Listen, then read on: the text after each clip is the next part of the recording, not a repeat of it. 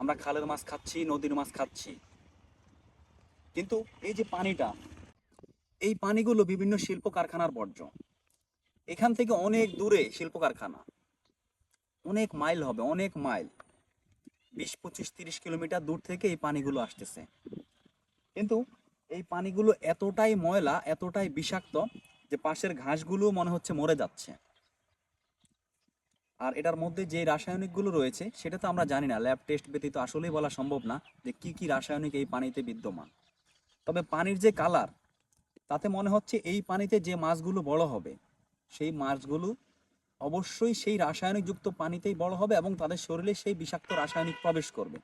তাদের খাদ্যের মাধ্যমে তারা এই রাসায়নিকগুলো খাবে এবং সেটা মানব শরীরে ধীরে ধীরে প্রবেশ করবে। আমরা খালের মাছ, নদীর মাছ, বিলের মাছ নিয়ে খুব খুশি হয়ে যাই। গুলশান বনানীর ধনীরা, বড় বড় শিল্পপতিরা, যারা এই দেশের নীতি নির্ধারক, তারা পুকুরের মাছ খায় না, তারা চাষের মাছ খায় না, তারা নদী খাল বিলের মাছ খায়। তাদেরও ক্যান্সার হবে, তাদের পরিবারের সদস্যরাও ক্যান্সারে মারা যাবে। তারা ভাবছে হয়তোবা যে আমরা তো এগুলো খাই না, আমরা তো খুব ফ্রেশগুলো খাই।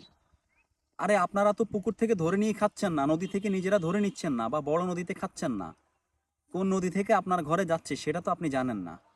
কোন নদী থেকে কোন রাসায়নিক পানি মিশ্রিত বা কোন কোন কেমিক্যাল যুক্ত পানিতে বড় হওয়া মাছগুলো আপনার ঘরে যাচ্ছে আপনারা কেউ জানেন না। এগুলো যদি বন্ধ না করেন, হয়তো অদূর ভবিষ্যতে মারা যাবে, আপনার পরিবারের সদস্যরাও ক্যান্সারে আক্রান্ত হবে।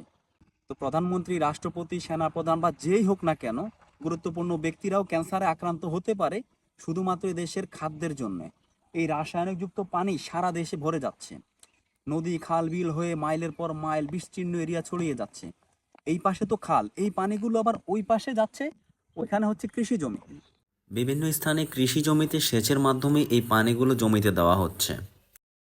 ওই পাশে কৃষি জমিতে এই পানিগুলো এখানে সেচ দিচ্ছে না, কিন্তু যখন বর্ষাকালে একটু পানি বাড়লো তখন এই পানিগুলো ওই জমিতে চলে গেল এবং ওই কৃষি জমিতে সম্পূর্ণটাই রাসায়নিকযুক্ত পানিতে ভরে গেল। এখন ওই জমিতে যে এই রাসায়নিকযুক্ত পানি বা ওই কেমিক্যালগুলো তো এখানে মাটিতে আছে। এখন ফ্রেশ পানি দিয়ে যদি শাকসবজি উৎপাদন করে, তাহলে ওই শাকসবজিতেও রাসায়নিক থাকবে এবং এদেশের হাজার হাজার মানুষ এই রাসায়নিকযুক্ত শাকসবজিগুলো খাবে, তারা ক্যান্সারে আক্রান্ত হবে। এদেশের মানুষ, কত হাজার মানুষ যে মারা যায় তার কল্পনা করা যায় না। আমরা তো আসলে পারবো না, কারণ আমাদের সেই ক্যাপাসিটি নেই। আমরা নিরস, আমরা একেবারেই সাধারণ মানুষ, আমরা ক্ষমতার বাইরে। কিন্তু এদেশের রাষ্ট্রপ্রধান বা যারা দায়িত্বশীল রয়েছে, যারা এই দেশ পরিচালনা করে, তারা যদি সঠিক পদক্ষেপ নেয় এবং এগুলো ভালোভাবে বন্ধ করতে বা কার্যকর পদক্ষেপ নেয় যে এই রাসায়নিকযুক্ত পানিগুলো অ্যাটলিস্ট যাতে সম্পূর্ণ সরাসরি খালে চলে না আসতে পারে, নদীতে আসতে না পারে, তাহলেই হয়তো এই দেশের মানুষকে বাঁচানো সম্ভব। আর নয়তো কিছুদিন পর প্রতি ঘরে ঘরে জ্বর যেভাবে হয়, সিজনাল জ্বর, এদেশের মানুষ ক্যান্সারে মারা যাবে প্রতি ঘরে ঘরে। একজন, দুজন, চারজন অনায়াসে মরবে, আর আমরা শুধু দেখব।